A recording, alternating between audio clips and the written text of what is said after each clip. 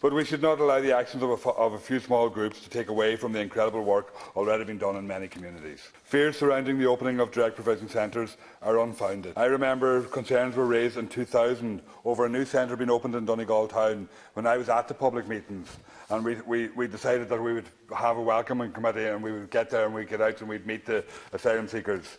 And not only were there no issues during the lifespan of that centre, but many of the residents went on to settle in Donegal and make a positive contributions to the community. The best way to counteract hate and racism is for the community to come together and welcome refugees.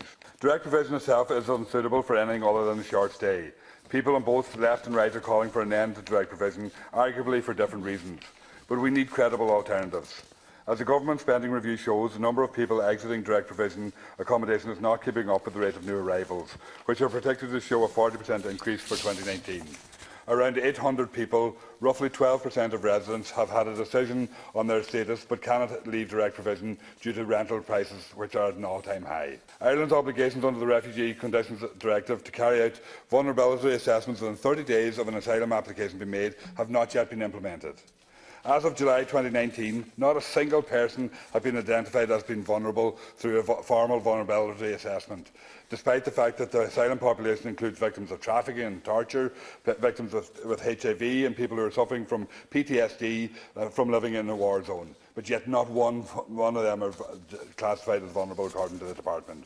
4 years ago, the McMahon report recommended the establishment of an independent investigation body which would carry out unannounced visits to centres. To date, this has not happened.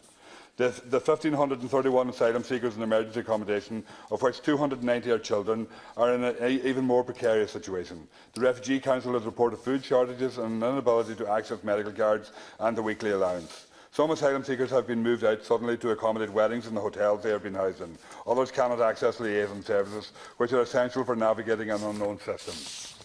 The government's ongoing focus on temporary solutions has allowed this already dysfunctional system to grow to the point that it's just not fit for purpose.